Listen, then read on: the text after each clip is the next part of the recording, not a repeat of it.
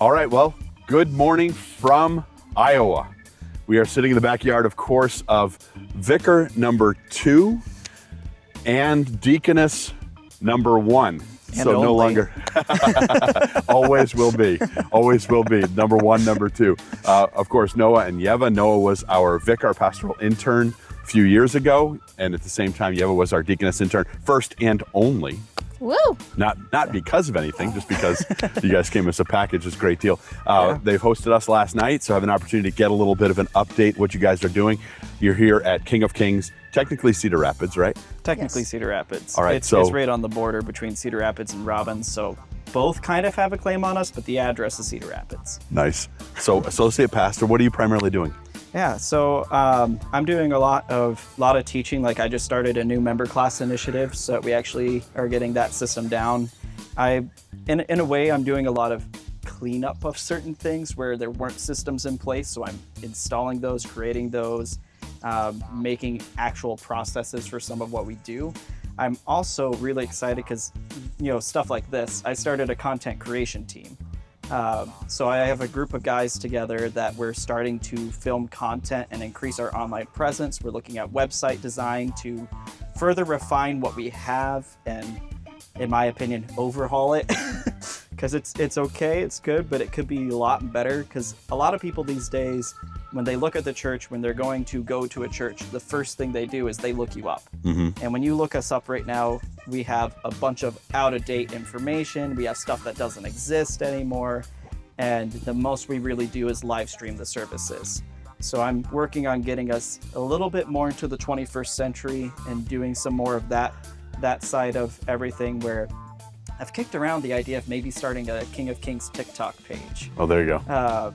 But I haven't Just gotten with the ball dances? rolling. I was thinking like you could do some moves. Nope, nobody asked for that. I don't think anybody asked for that. But it'll be it's one of my exciting projects I'm working on, is actually getting that up and going. We just finished filming all the new member class videos, so I'm slowly publishing those as they're edited. And then after that, I've got a list of 3 pages that I put together, potential projects that I'm going to try to get the guys to start going and filming and doing that, so that we actually have stuff that's out there that's cool. That's cool. All right, so Ieva, you're a deaconess here, so you have, I know, a couple of different hats. What are you primarily doing? Yeah, so one of my big things is working with our outreach center. Let's start with our old associate pastor. And Marion is a very up-and-coming town, very influential, but because of that, a lot of the low-income people have just been forgotten, or the city doesn't want to admit there are those. So right now, a lot of what we do is provide diapers and other baby stuff for a lot of those moms that don't get it otherwise. And in that way, WIC, Women and Children, it's a government program for women and children to be able to get medical help. They use half of our building, so a lot of those clients end up coming our way as well. I was actually going to ask you, how do they find you? But that's probably a primary way. So a lot of that, but then also just a lot of Facebook. I've gone around and left our flyer at different laundry mats in the community and public libraries. Trying to get that out to let people know that we are available in a service, and knowing that we're also a Christian service and organization, so we offer to pray with them if they need it. Because we did a survey and we found out that one of the higher things that they need is some kind of emotional support, whether that's prayer or counseling or just even talking. We have a lady that comes, gets her diapers, and then spends 10 minutes just sitting and talking because he just needs to unload. So that's one of the big things, and it's been great. We're working on getting RSO status, so I'm super excited.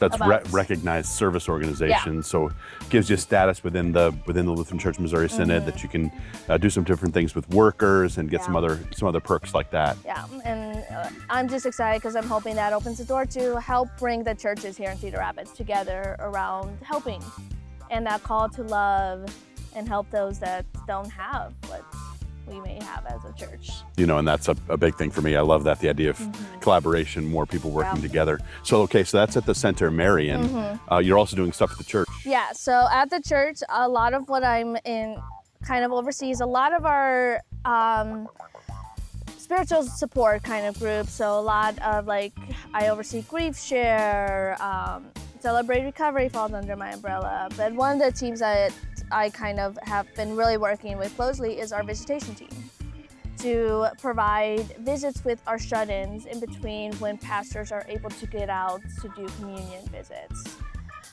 And we've seen that to be a really blessing because a lot of them don't have family in the area.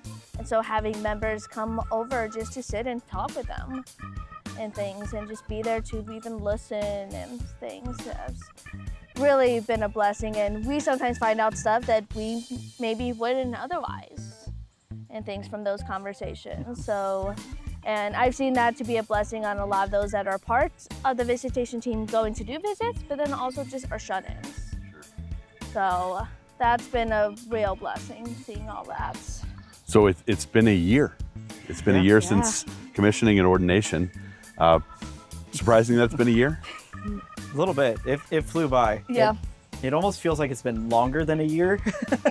Yeah. Just because of the amount of stuff we're doing all the time. I mean, you know how it goes. You jump into one thing and 5 other things pop up, and so you do it all, and by the end of it, like we turned around and we went, we haven't actually taken vacation yet.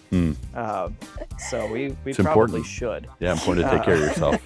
Because every time we use vacation right now, it's to go work in different ways with family stuff, or like the wedding that I had to go be a best man at.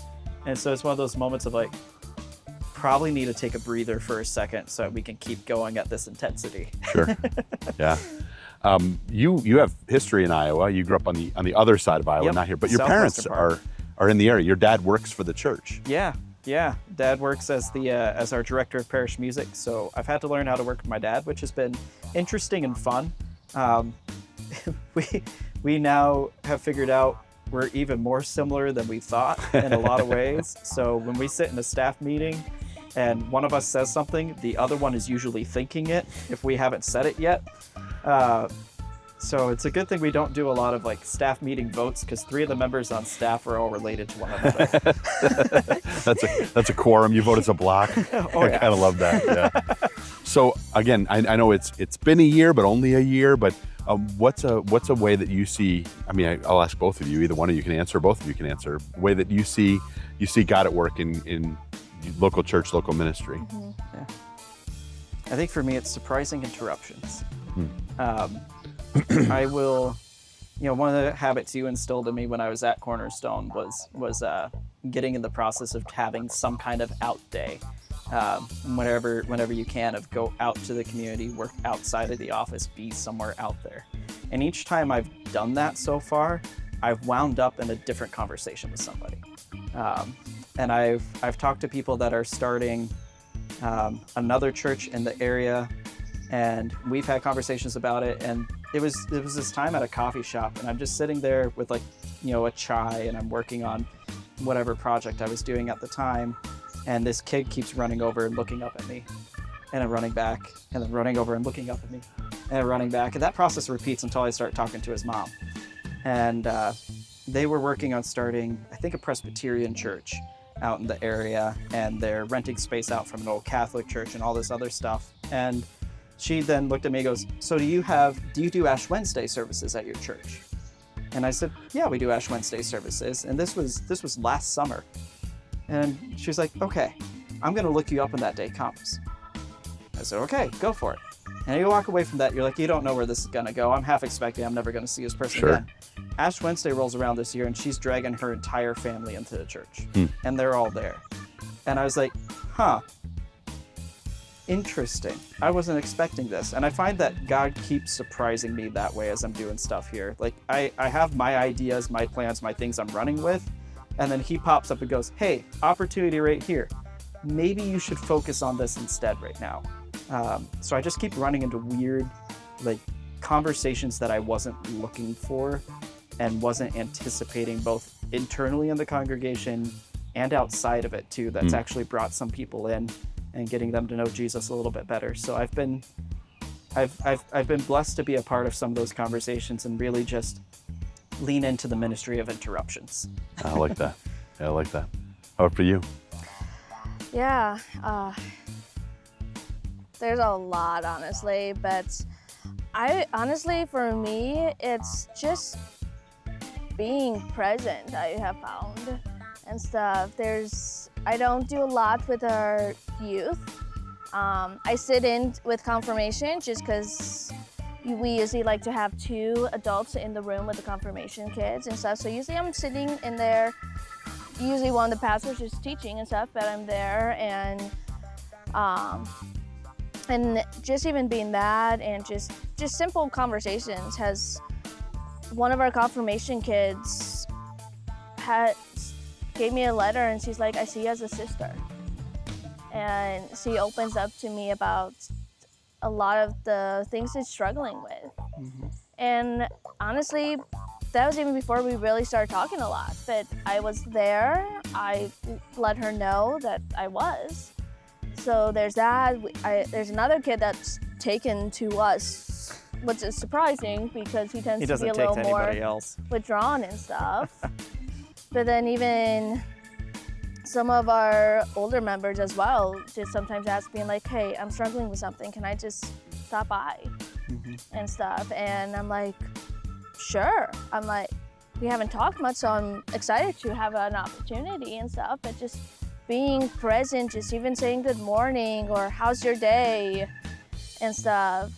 Just simple things like that make such a big impact even without realizing, and form those relationships. And it's awesome, God using the gifts you have, right? And seeing God use those. I mean, and not only, you also have a degree in counseling, but that's also clearly a spiritual gift.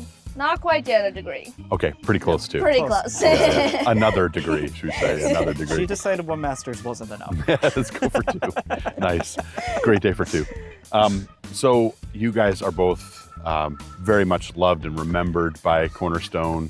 I still get a lot of questions about both of you guys. A lot of questions you have, and not only just questions, but comments about stuff that you did, especially at the Indy site, which is going great. We've had another couple vicars who've been working down there. Amy Boltemeyer is now the site director. Logan Davis, the vicar after you, is coming back to be the site pastor down there and also outreach pastor. So knowing the people of Cornerstone, knowing that they care about you, any message of encouragement for Cornerstone? Hey. Profound. Yeah, it's one of those things of like, I think about Cornerstone very fondly. I think about my time there a lot. I mean, you guys taught me most of what I know and what I do. As we were joking the other day when we knew you guys were coming to visit, I was doing something and Ieva went, yeah, Cornerstone corrupted you. and I said, no, I was always this way. Cornerstone just furthered that in me. So I always reflect very fondly on that experience. I mean, the anthropological side of me of being able to jump around multiple different sites, and you guys have a 5th one now, don't you? Yes. Like you've expanded out again. Yeah. Like it's awesome. I dearly miss the people of Cornerstone, and I do miss my time there. But it was also really good to prepare me for what I'm doing now and for some of the ways that I think and operate with stuff. So thank you. And, I think about you guys a lot. Yeah, I would agree with Noah. There's many weeks that a lot of times we'll just be talking and we'll be like, oh, remember Sharon and Dave Reed and stuff? And like, or I think they were at some fair or something and he had done a lot of woodworking. I'm like, hey, look, and stuff like that. Or So those reminders. yeah, or even sometimes we'll be doing something and we're like, okay, channel inner Jason. Channel inner Jason. Come on. I've talked with Jason a few times. I'm like, I heard your voice in my head the other day again. Each one of you guys shows up in my head at different points where I hear your voices telling me something in the middle of a situation.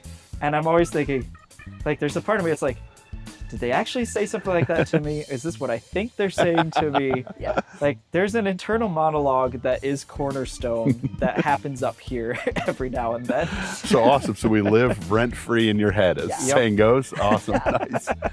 Well, good. We really appreciate you guys hosting us. And again, it's always important to remember, 1 year in, 10 years in, 25 years in, that it's not just a job. We get to do this because Christ first loves us, right? If you guys be reminded that Jesus loves you guys, and Jesus has blessed both of you guys with great gifts. I'm just glad that you continue to use them in service to the church, and good to make the connection. Good to make the connection for people back home. All right, there is one thing that we have managed to do for a lot of our friends, which is to get their important others in the video. So he's sitting over there desperate at the Hi, fence. Flynn. You got to say hello. Hi, bud. There's Flynn. Yep. Yay, goofball. Yes. He is pressed up against, as far against that fence as he can be, isn't he? Flynn. Hi. Hi, bud. All right, well, that's it from Pastor Noah Russell, Deaconess Ieva Russell, from Flynn, and from Cedar Rapids, Iowa. Hope you have a great day today. All right, cool.